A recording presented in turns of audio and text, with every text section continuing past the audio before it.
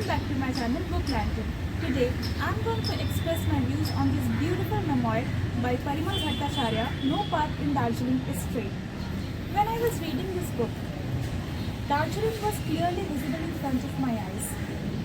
I can feel Darjeeling in each and every line.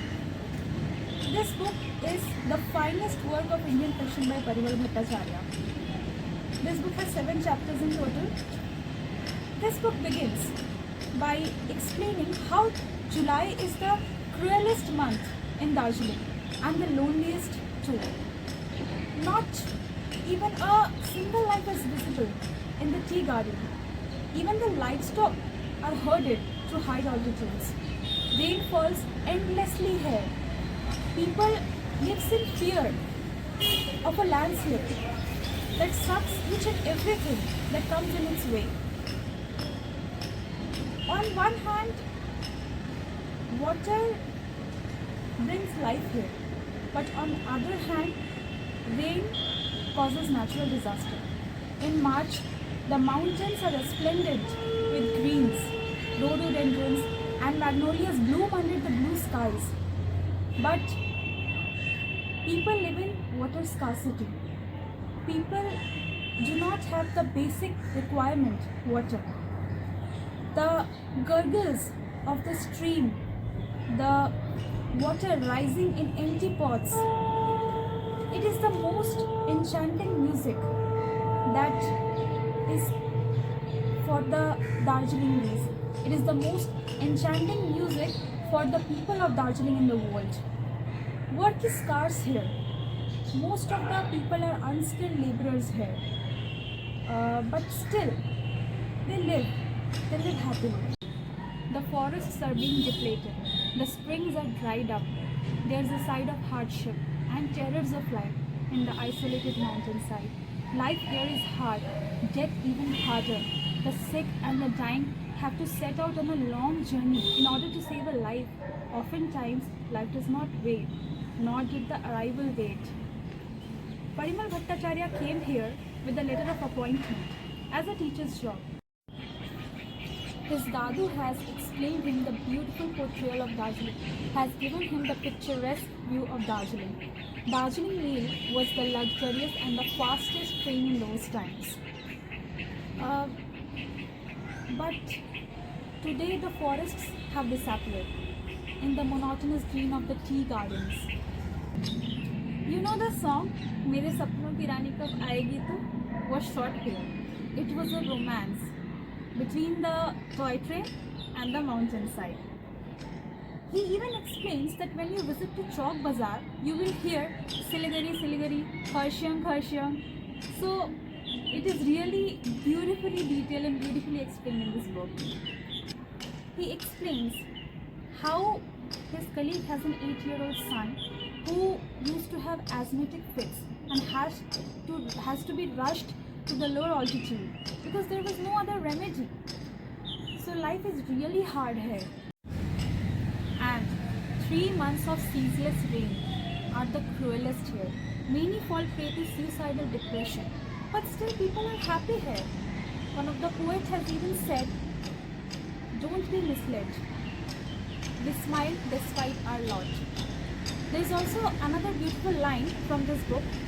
I don't actually remember, but I remember some of the lines. I want to share it with you all.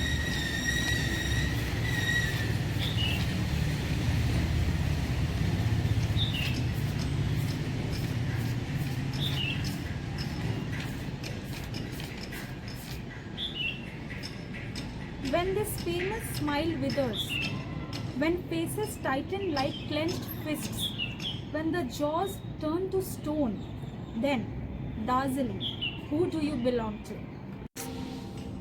One aspect of life that one could hardly overlook here is that women were more hardworking than men. From shopkeepers to drivers, everyone addressed women as Baini. Miss Pratibha Datta, one of the very few people whose enfeebled heart, still beats the bygone era of Darjeeling. There is one Gundri Bazaar which transforms into a colorful sketchbook.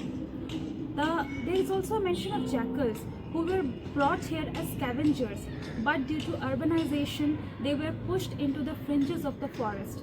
The newly married couples, the newly married women with the mehendi painted on their hands, they also pose before the camera there. And there is also a mention of one old graveyard where women who are tenements, they came there, they chat there, and they sat there for knitting wools, for knitting sweaters.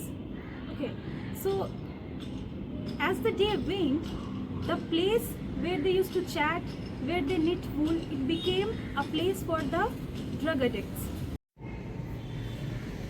So there is a beautiful portrayal of Darjeeling. I also got to know about Dalle Khorsani, the hottest variety of chili in the world. And I also got to know about so many different kinds of things. So this book is a treasure of knowledge. The trek, which was undertaken by Parimal Bhattacharya, Julie and his friend Hemraj, it gave them a forever memory, the beautiful view of Kanchenjunga, which will forever be engraved in their minds. The Darjeeling actually has a very deep story. Only the locals have felt it, only the locals have seen it. For the people of the plains, like us, it is a dream destination. But the locals actually have felt and actually have seen the story behind it. The reality is portrayed through poetic incidents in this book. When one reads this book, they have a different perspective. They will have a different view of Darjeeling. I think Darjeeling is celebrated in this book, and it is a must read. Thank you.